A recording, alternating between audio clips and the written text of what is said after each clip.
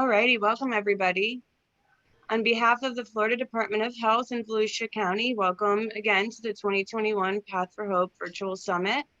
My name is Jordan Hawley. I'm going to be facilitating this session. You've decided to join this session titled Inspire to Rise. All participants will be muted during this session. There will be a question and answer time at the end of this session for you to pose any questions you may have. You may raise your hand using the reactions button. It should be at the bottom of your screen. And then we'll call on you and allow you to unmute yourself. You're also able to submit any questions during the presentation in the chat box, and we'll pose them to the presenter at the end of the session if time allows. If you've requested any CEUs for this session, please indicate your presence by responding to the pop-up poll mid-session. I want to thank the Path for Hope Summit Planning Committee partners, Advent Health, Community Coalition Alliance, One Voice for Volusia, SMA Healthcare, and the Volusia Recovery Alliance. It is my pleasure to introduce your presenter for this session, Aida Seeraj. Mrs. Aida Seeraj has over 23 plus years of child welfare experience working with the Department of Children and Families, and the nonprofit, homeless, and child welfare sectors, has over 18 plus years of top management experience. Mrs. Seeraj holds a Bachelor's of Science from the University of Dallas, a Master's in Business Administration from St. Leo University, and is a graduate of the Nonprofit Center of Northeast Florida's First Bank of America's Emerging Leaders Program. Over the years, she's been honored with several awards, including DCF Case Manager of the Year, Secretary of the State Awards for Outstanding Team Performance, 3 Davis Productivity Awards, and was elected by WJCT and the Baptist Health as the honoree at its August 2012 Speaking of Women's Health Conference. In April of 2018, Aida and Michael Seeraj opened 5 Elephants LLC, a consulting and business solutions company that helps nonprofits and small businesses find innovative and cost-effective solutions that transform their business and the communities they serve. In April of 2018, Aida Seeraj also opened Inspire to Rising, a nonprofit, comprehensive wraparound and full-service community center that helps to inspire children, families, and individuals address their individual trauma and family needs, and become their best self for themselves and for their families. Most recently, on September 30th, Ms. Seeraj was honored as one of the Times Union Eve Award finalists for being a strong woman leader, making an impact on the community. Additionally, on the annual Law Day in May 2021, Mrs. Aida Seeraj was also honored by the Jacksonville Bar Association with the Liberty Bell Award for her significant contributions to the Jacksonville community at large. And it's my pleasure to introduce Ms. Aida Seeraj. Thank you so much. Thank you so much, Jordan. I really hate those bios, but thank you so much for saying that. Welcome everyone to the conference. It's my honor and privilege to be part of this conference today and kind of share my story and my passion with you today. Like she said, my name is Aida Seeraj, and I created Inspire to Rise. We are a small community center on the west side of Jacksonville, focused on holistically treating people and making the community a little better, happier, and healthier place. Our mission is to, as she stated, to inspire and empower children, families, and individuals to rise, overcome, and shine through their most challenging moments to become their best self. And the vision was to really build a comprehensive wraparound and full service community center that really works with all levels of the family and addresses their individual trauma and their family needs so that the person can become their best self for themselves and for their families. So to tell the Inspire to Rise story, I have to share my personal story and my professional story as well. As she said, my name is Aida Seeraj, and I have 20 plus years in child welfare. I've done everything from case management to investigations. I've worked in the homeless sector. I ran a foster care agency for over 7.5 years. And one of the things that I realized is that professionally, I think especially in the child welfare sector, we do an amazing job, excuse me, after an incident happens. So after that domestic violence incident happens, after the stress and the trauma and the child abuse happens, we wrap around the family with lots of love and support and services and resources, but we do not do a great job before the prevention piece, the intervention. I always say that all of us in this profession have a cross to bear. And that includes us professionals. And so I say that to say, when, I'm going to be very honest and open. I have multiple sclerosis.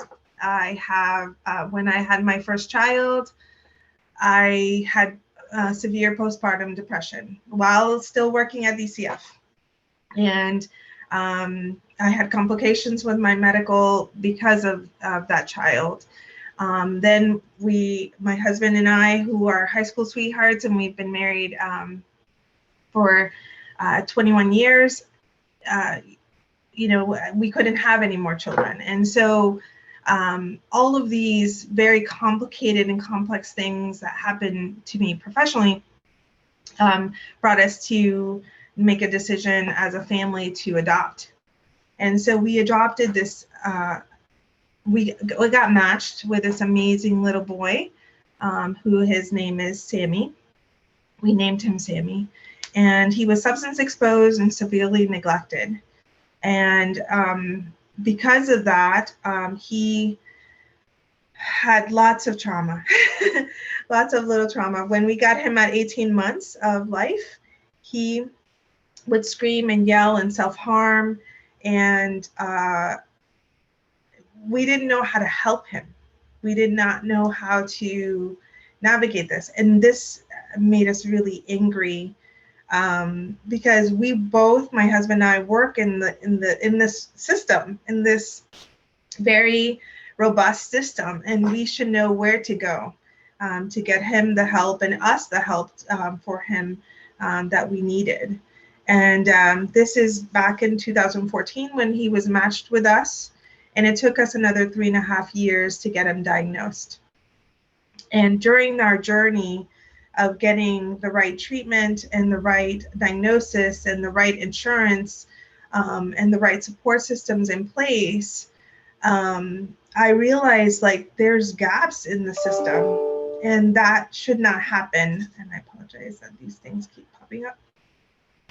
There's gaps in the system, and this shouldn't happen. This should not take 3.5 years. And that's us as professionals in the field seeking out the service. What about these families that don't have the resources or the financial blessings that we have to get the support that we needed? And so when I hit my 20-year mark, I realized that I needed something more than this moment, especially after experiencing what we did with Sammy. And I went on a kind of a spiritual journey for myself. And in this spiritual journey, I realized that I needed the help of others to give me guidance and mentoring. I really believe in the power of one person can really help and transform someone's life. And so I sought out the help of 3 of my former bosses who I consider mentors, and just asked them, what do you think is next for me? How can I use my talent and my skills to help others? And none of them had the answer, but I was moved to go to one of my mentors, Audrey Moran, said, there's this wonderful women's leadership conference that's held every year. It's through Gen W. If anyone knows anything about Gen W, they're an amazing organization. It's about empowering us as leaders, as women, that we are different. We're mothers, we're wives, and so I attended this conference on April 13, 2018, and I was very, very empowered, inspired, and I listened to all the different speakers from all different sectors. It wasn't just social services, it was marketing, it was finance, it was different industries. And this one speaker said, if you do your passion and you do it with your family, it's no longer work. It becomes kind of your life, and it helps transform your children. And so on April 13th, during this conference that I was sitting at, I was very inspired, and all I can say is it was a very spiritual experience for me. In that moment, I realized I wanted to create my own company. I wanted to call it Inspired Rise. I came up with a mission statement at that moment. And I wanted to use both my personal and my professional career and life and experiences to help others. And I wanted to focus on 5 different components. So during this conference, or during this meeting that I was attending, I was jotting down notes fervently, and I text my husband and I told him I want to create my own company. This is what it's called. I already looked on Sunbiz, it was available. And I just kept on throwing ideas at him. And I said, I'd love to have dinner with you before we pick up the kids. And so I wanted to pitch it to him. My husband works in, he's a CFO by trade. And so I pitched it. I said, I want to create this thing. And he said, I love it. I think it's a really great idea. And he said, most nonprofits fail because you're always begging for money. So he said, let's do this. Let's create a nonprofit and a for-profit. And the for-profit will be called, we came up with a name that night of 5 Elephants. It represents our family, our 3 children, and us. And it's 5 elephants because it is a blessing upon all new projects, and that's just seemed appropriate. So 5 Elephants is a back office support, not only to Inspire to Rise, but other small businesses and nonprofits to help with accounting services, logo design, marketing, strategic planning, things like that. But the vision was not about 5 Elephants, but it is to help support Inspire to Rise. And so within a month, that night, we registered both Inspire to Rise and 5 Elephants on April 13, 2018, same day of vision. And we wrote 2 business plans, 2 logos, 2 websites. Within a month, we were just doing this literally at nights and weekends, just kind of throwing our ideas together. And someone came across our 5 Elephants website. That was the first customer we had. And it was a little courier service that wanted help, like to start up. And so we helped that person create their business logo, marketing, all their stuff. And we turned it over to them, and they said, this is amazing. This company is still really successful. And then another and another and another, just by word of mouth. We've never advertised for 5 Elephants. But what ended up happening is that it gave us the opportunity to look for a place to start creating the real vision of Inspire to Rise. My husband was the first one that said, I think with just these weekend consulting that we've been doing, it's time to look for a little small office space that we can grow into and then start building up Inspire to Rise.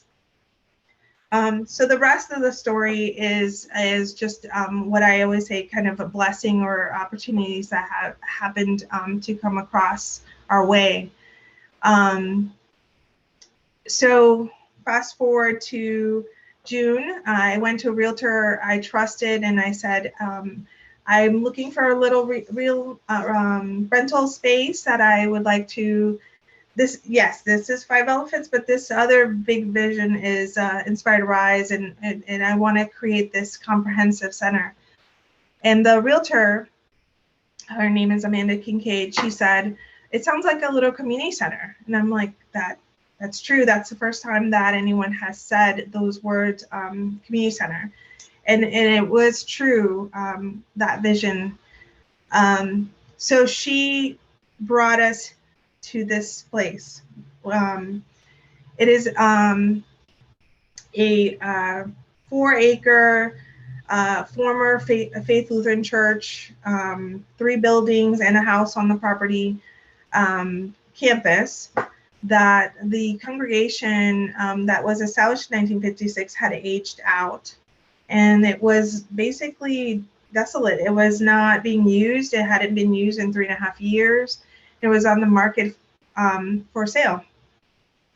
And, you know, we walked the property. We were not in the market for buying. And we, even though it was disheveled and there was a roof, holes in the roof, and there was all these things that needed repair, from the toilets weren't working to all these things, I saw children and families here. I saw all the things that I envisioned in this big vision here on this campus. And but my husband reminded me we didn't have the money. That's why we created 5 Elements to begin with. And so, you know, we thanked our realtor and the gentleman who showed us the property for sharing, you know, because they really created structure to our vision. So fast forward, we went ahead and declined it officially, like, thank you so much. And we moved on. And a few days later, I got an email from Ray Janney, who is the board chair of Faith Lutheran Church. He emailed me and said, you know, I had not heard a vision like yours, and this community really needs you. And I didn't know what that meant, but I realized that this vision of Inspired Rise would not have been as successful as it has been without it being, with the community need being at the forefront of this story, of this journey. So the community need. So one of the things that we first did before purchasing, before anything, was to kind of analyze this community. We are on the west side of Jacksonville in 32210 area, and 32244 is literally it butts up to 32210. It's a block away from the campus. This is the highest incident of overdose, highest infant mortality rate, highest number of bake racks, second highest crime rate in Jacksonville. Lots of people struggling with mental illness and substance abuse and co-occurring disorders that have to go all the way downtown to get the services. And if anyone knows Jacksonville, there's a big barrier with transportation and bus. And so even going from here to downtown takes about 2.5 hours to get to by bus. And then the biggest thing too is a lot of pregnant women were substance abusing in this area. So lots and lots and lots of community need. This is just an aerial of Jacksonville, the land-wise, and we are here in the 32210 zone 4. As you can see, 32244 is right here in health zone 4. And this, I always like to show this map. It's a heat map showing the overdose cases. Jacksonville is the highest concentrated. There's a lot of overdose happening. We have an epidemic and a crisis going on. And 32210 is the highest. As you can see, 44 is number 3, while 32218 is the second highest. So the need was here, and the need was great. So what transpired after that is, next to, again, blessings and miracles that I described, we never went into the business, and we weren't set to purchase anything, purchase a property or anything like that. But The gentleman, Ray Janney, he asked us to come back to the property and walk the property again, and he had a proposal for us. He said, I want you to purchase this property even if I have to lower the price. I think this community needs you. And so he said something, he remembered something I had said about like including my family on this journey. So he said, bring your family. And I didn't know what that meant. And I did. I asked him to come. So my mom, my dad, my brother, my sister-in-law, my best friend, they came, walked the property, heard the vision, and my dad and mom were the first ones to say, we really believe in you and really believe in this vision, and they wrote a check. And then my dad convinced his brother to come from Pennsylvania to walk the property and hear the vision, and he wrote a check. And then my grandmother, who just happened to be on the tour, and I was saying it in Spanish and English, and she said, Aidita, I don't need money anymore. She's 88 years old. She wrote me a very large check. And we were literally $5,000 short of meeting our down payment for the purchase of the property. And my best friend, who is now my chief program officer here at Inspired Rise, wrote the last $5,000. And so we had enough money to find a finance company to finance us. And we were able to find a community-minded organization that did that. And we closed on the property in December 21st of 2018. We literally had $37 to our name after we closed on the property because we used our life savings and everything. And one of the things that this journey has been very spiritually led, I say, and with only $37 in our pocketbook, we didn't know how we were going to turn on the lights or anything like that. But the Faith Lutheran Church believes so strongly in our vision for Inspired to Rise that they actually gave us funding back from the sale. And so with that money, we were able to lay floors and do new drywall and replace toilets and sinks and do new roof. And so when, fast forward, I wanted to open our doors to the community on April 13, 2019, and we did. So this picture, well, I'm going to go back. This picture right here is April 13th. So 1 year from vision to reality.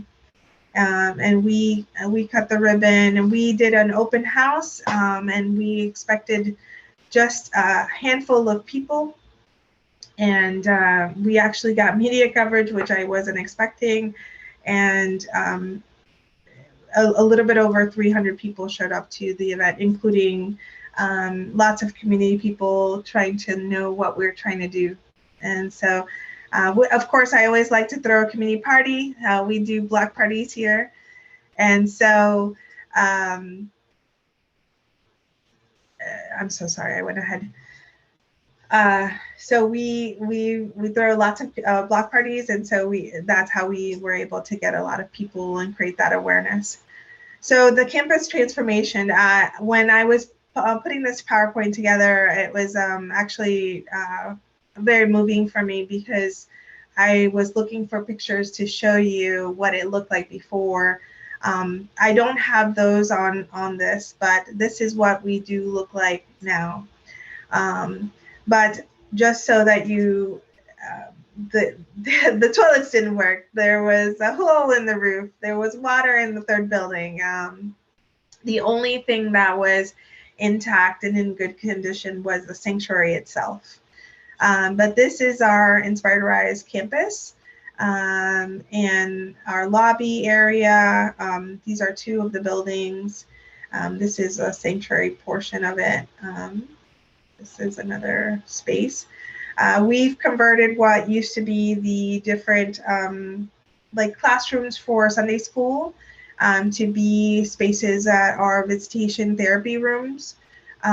visitation or therapy, and training rooms. And we focus on 5 different components, which I'll cover in a moment. This is the sanctuary, as you can see. This used to be the pastor's office, and we converted that. We replaced the flooring, did new drywall and paint, did the conference room. The playground used to be like a raggedy little wood playground, and now it is that. And this, we call it the Cruise Inspiration Center. We named it after my parents. And is our multi-purpose room where we have anything from trainings to we've hosted the Department of Health's community health improvement plan meetings.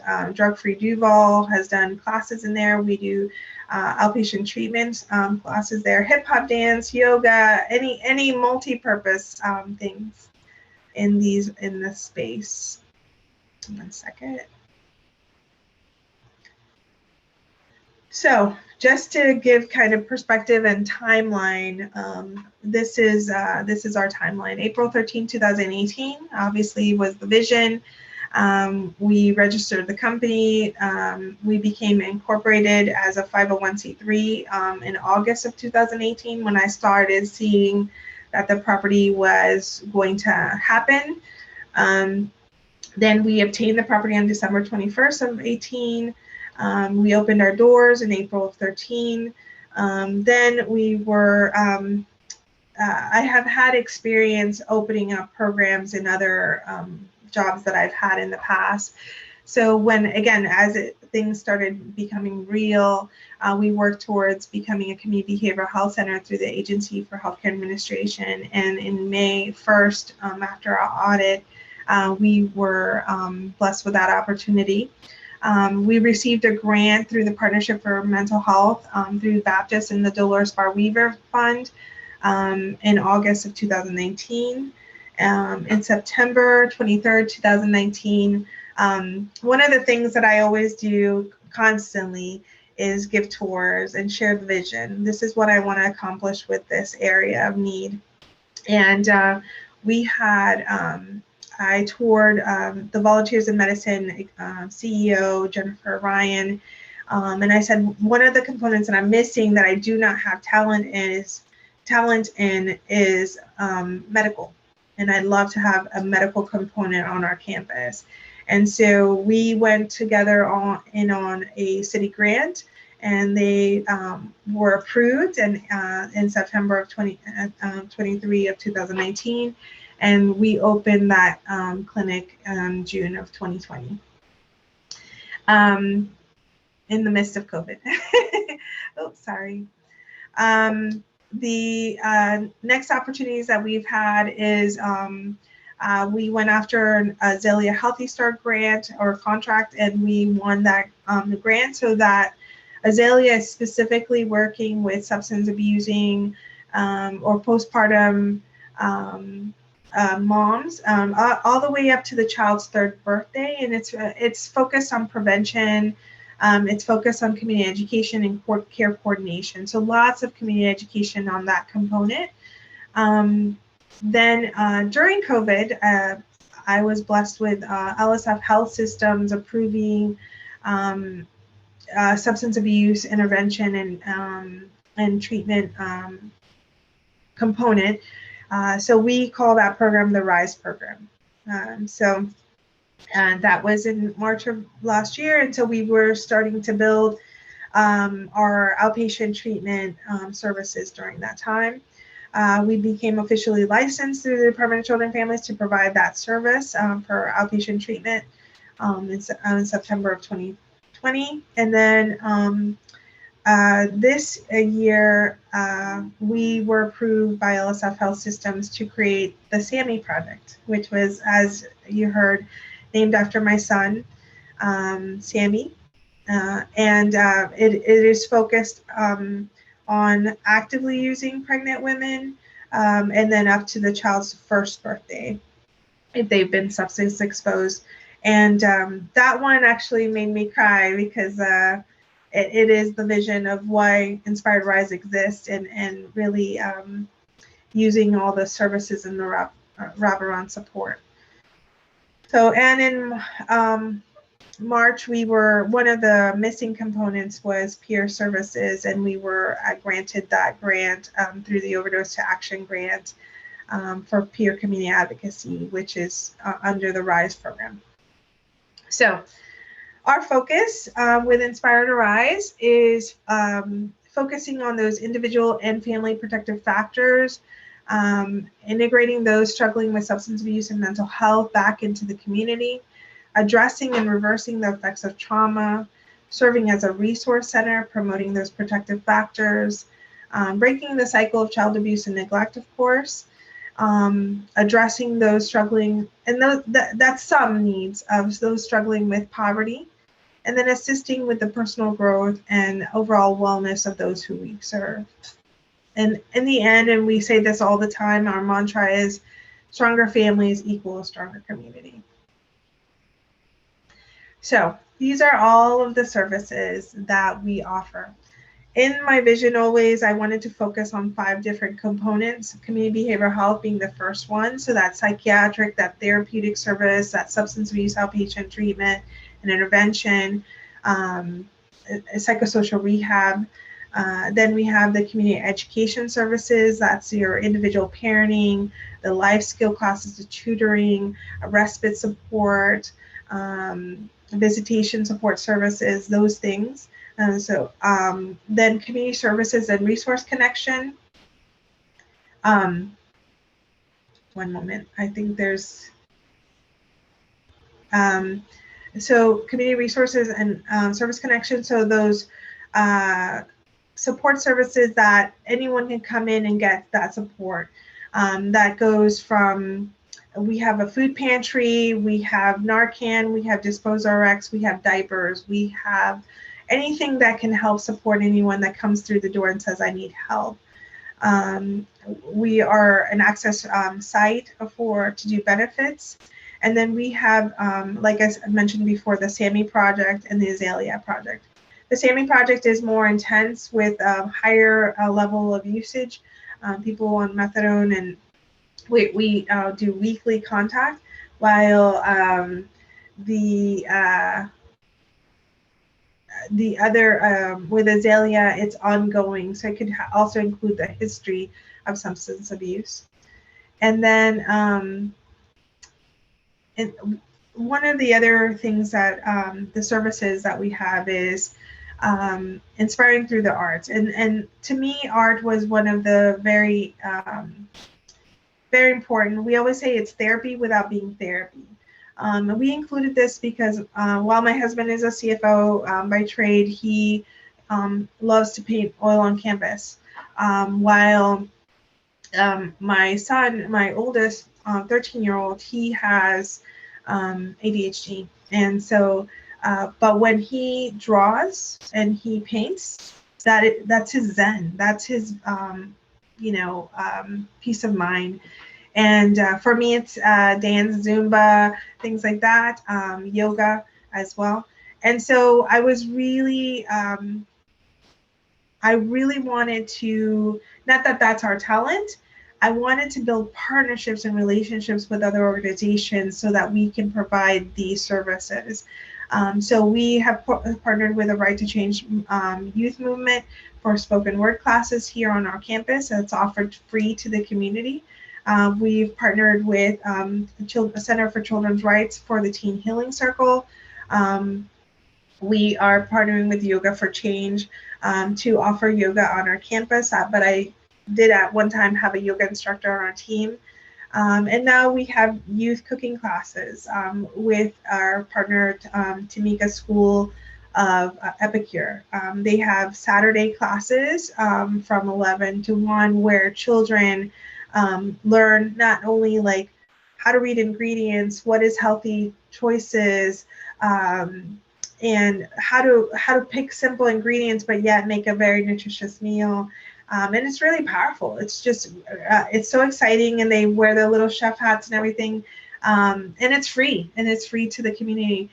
Pre-COVID, we had other things like hip hop dance classes and art classes.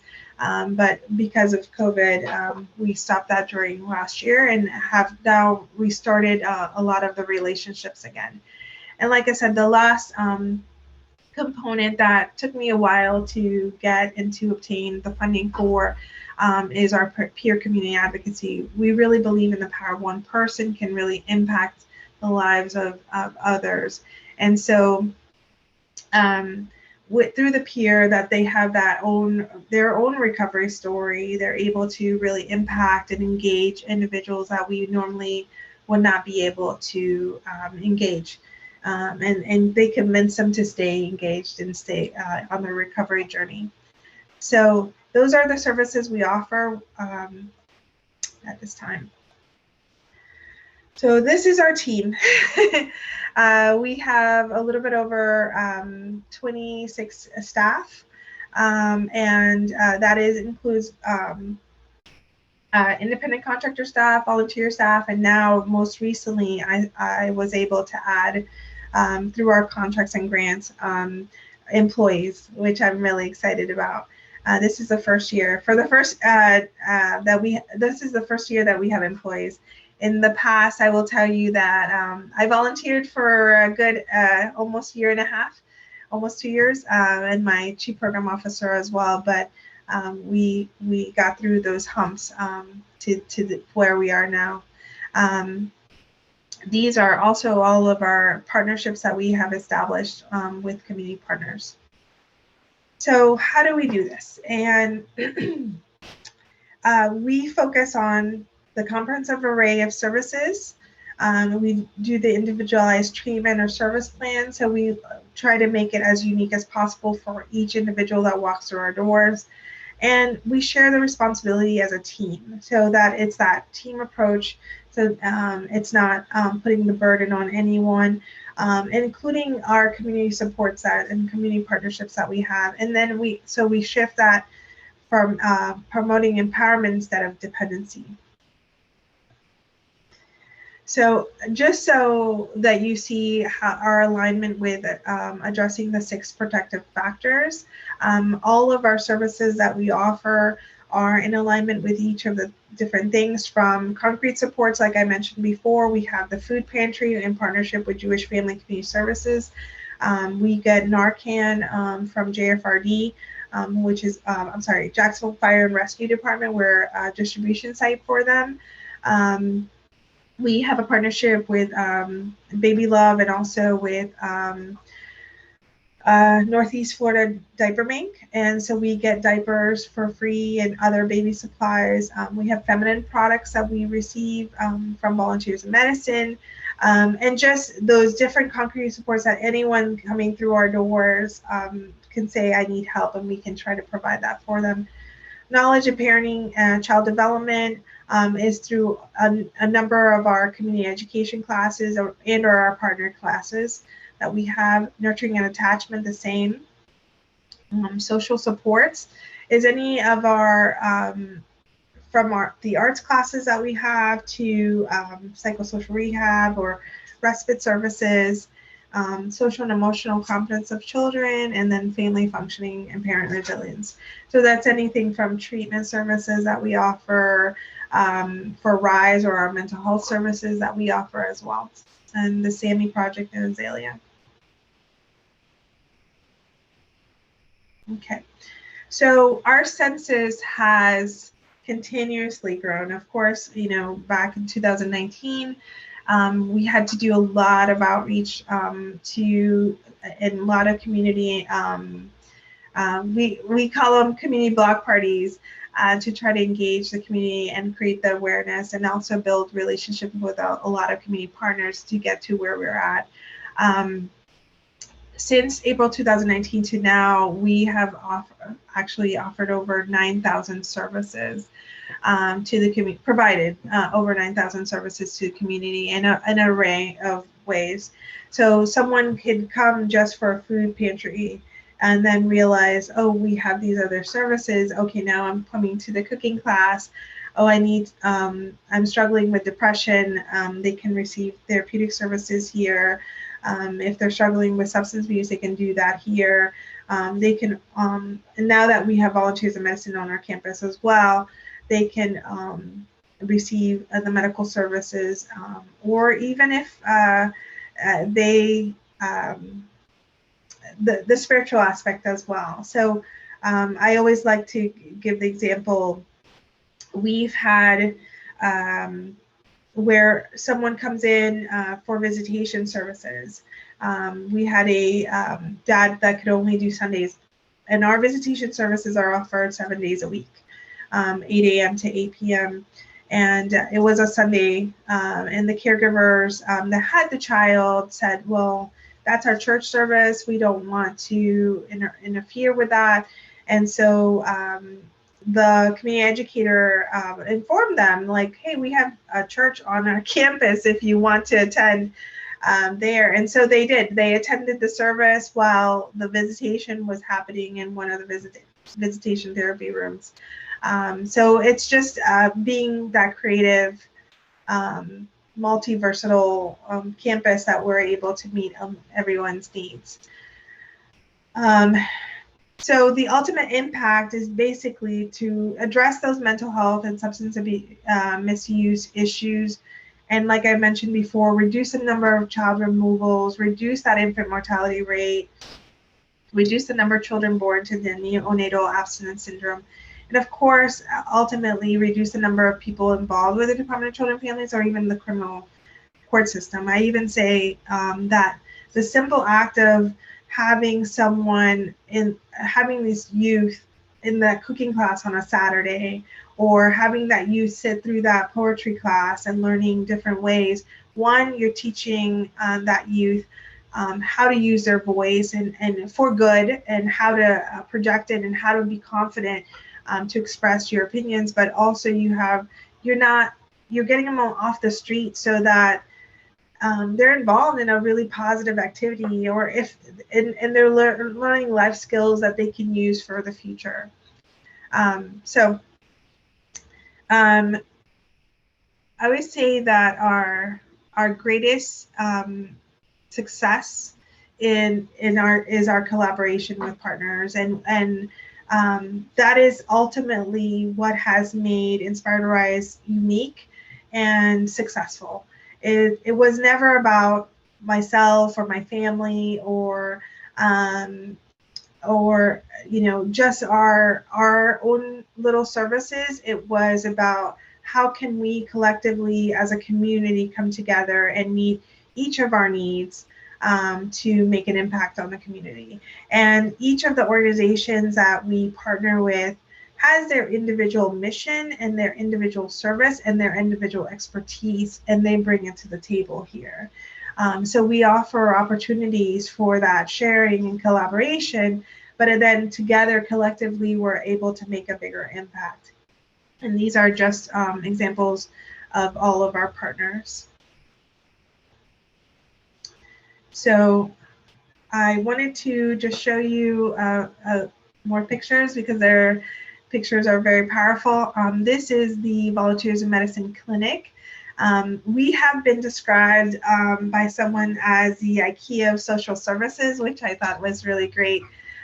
While these rooms used to be a training visitation room, and we've converted these rooms in particular. So there's 2 actual clinic spaces. There's also the training room that you saw before, which had just a table and a refrigerator and space there. They use for intake purposes, and then we use it for tutoring later on in the evening in parenting classes. So it's multi-versatile. I wanted to share also our partnership with Jacksonville Fire Rescue Department. We are, like I said, a distribution site for them. We've hosted trainings for them on our campus where it has impacted over 250 community members, especially pre-COVID.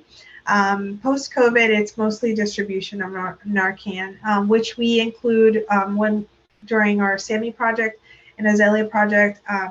When we do our initial visits with families, we provide families with a baby bag full of diapers and wipes and things like that, but there's always a Narcan kit in there.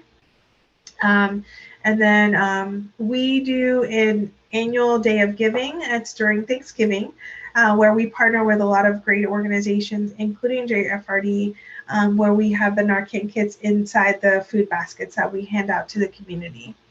Okay.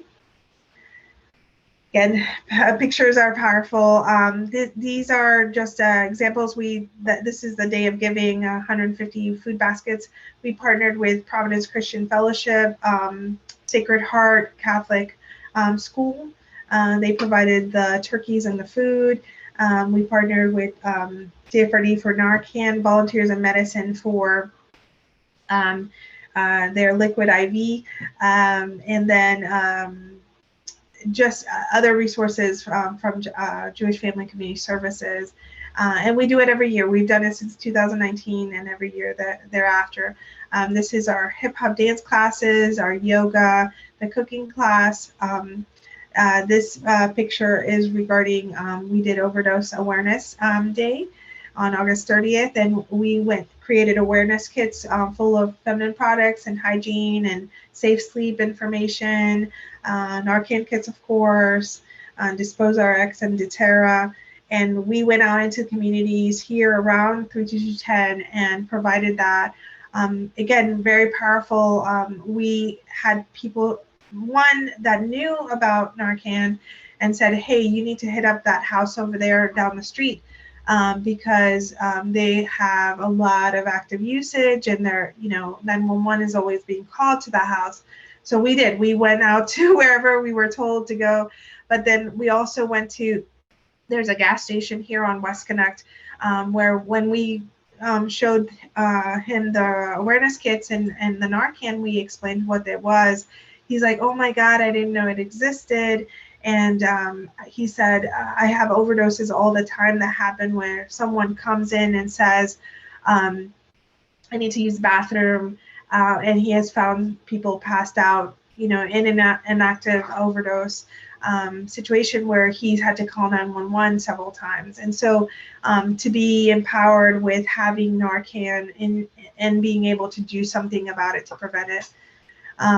This is a picture of our food pantry, well, not in the food pantry, but our relationship with Jewish families. And this is our spoken word group. These are just community outreach events we have had the JFRD bring their fire truck to, we've partnered with Agape and the city of Jacksonville for the Wellness on Wheels and the COVID testing and vaccination here on campus. We've done back to school events, trunk or treat, different things like that. And then, as I mentioned before, we also host a lot of trainings, anywhere from drug-free Duval's, Narcan training and opioid awareness, to nurturing parenting program that we offer here on campus, as well for training certifications. So just to share the power of Inspired Rise or what we've accomplished here, I'm really proud of all the work of my team and on everything that they have done. And to show as a perfect example of how we don't know when people are in crisis, COVID, of course, impacted the lives of lots of people, even people that don't normally struggle as professionals or anything like that. So we pivoted and added more resources, like our partnership with Jewish Family Community Services for the food pantry. And like I said, the Narcan with JFRD. But what we saw that last summer during COVID, we received a notice from the Circuit 4 judges, basically saying to cease and desist, no visitation on our campus. So first, we were really flattered that they noticed that we existed. That was awesome to receive that. But at the same time, we understood because of no visitation because of the COVID no contacts orders. And so we did not have visitation. We pivoted to online telehealth services. And visitation in person and visitation with your children who you've been separated with online is two different things. These families weren't able to make that, hold their babies and hug their babies and play in the playground or throw the football or eat dinner together. And so we saw 3 families be completely impacted by that. And it was 2 of my moms overdosed and passed away. Not on our campus, but in their homes. They didn't have a significant other that could help administer the Narcan. But then this other family that was one of our Azalea Healthy Star families, it was a husband and wife. During COVID, not only could they not visit with their child, but then he lost his job. And it really was a financial impact on their life, an emotional impact.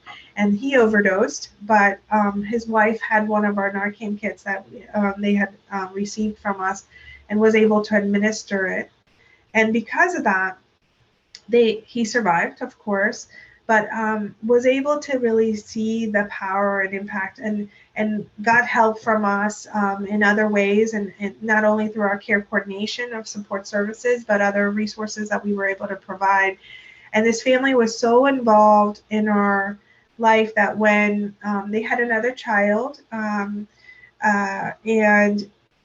DCF was called on them by someone, I don't know who, but when DCF came out to meet with them, and they said, the first thing they said is, we're involved with Inspired to Rise with our Azalea program, and these are the things. Here's my community educator, Robin Rasmaneth.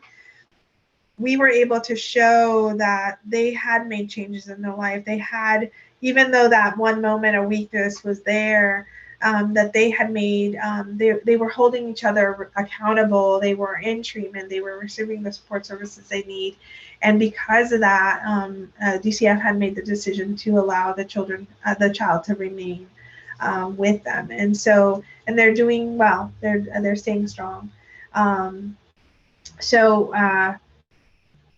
that's just the power of it. Now with the SAMI project, we are getting cases directly from JFRD, from the Department of Children and Families, from different organizations, even hospitals.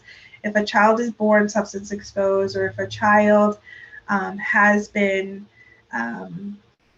or if a mom is actively using during pregnancy, they're able to call us, and we are able to respond and provide that support on a weekly basis with a community service coordinator and a peer and my treatment team working intensely to support that family to get them into the treatment and recovery that they need.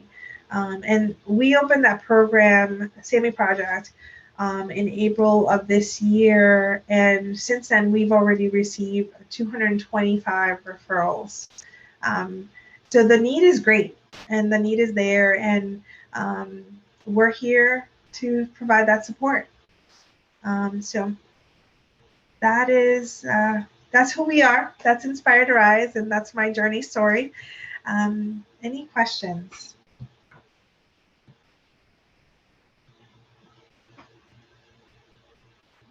Thank you so much, Aida. At this time, if anybody has any questions, you're more than welcome to raise your hand using the reactions button at the bottom of your screen. We'll then call on you and allow yourself to unmute. And we'll be alternating between questions entered into the chat and those who have their hands raised. I do want to bring attention that Dawn said, awesome presentation. Whitney said, I love that idea with the overdose awareness kits. Kathleen said, such an amazing team at ITR. Thank you, Kathleen. Marisol said, very inspiring, amazing, and such a blessing. Congratulations and thank you. Thank you. Thank you. Any questions of any kind? Well, I will. This is who we are and where we're located, our email information, um, and I'm very grateful and honored that you've asked me to present today. And so I hope it was informative and you are able to use any of the information I shared. Oh, yep. How can we reach you? Right there. So it's the simplest way to reach me is via email or phone. Our email is info@inspiredarisinc.org. Or phone number is 844-WE-RISE-1, which is 844-937-4731. Awesome. Thank you again, Ida, for sharing your expertise today. It was honestly really nice seeing how you implemented all the protective factors in your work. I thought that was amazing. Thank you. Attendees, please use your link in the chat to complete the evaluations, survey for the session. And thank you to the Florida State University for managing summit evaluations. If you did request any CEUs, you must complete the survey to receive the CEUs. And thank you all for attending. Please go to your next session on your PDF or visit thepathforhope.com/summit 2021 to click the link for your next session. I'm now going to end the meeting. Thank you.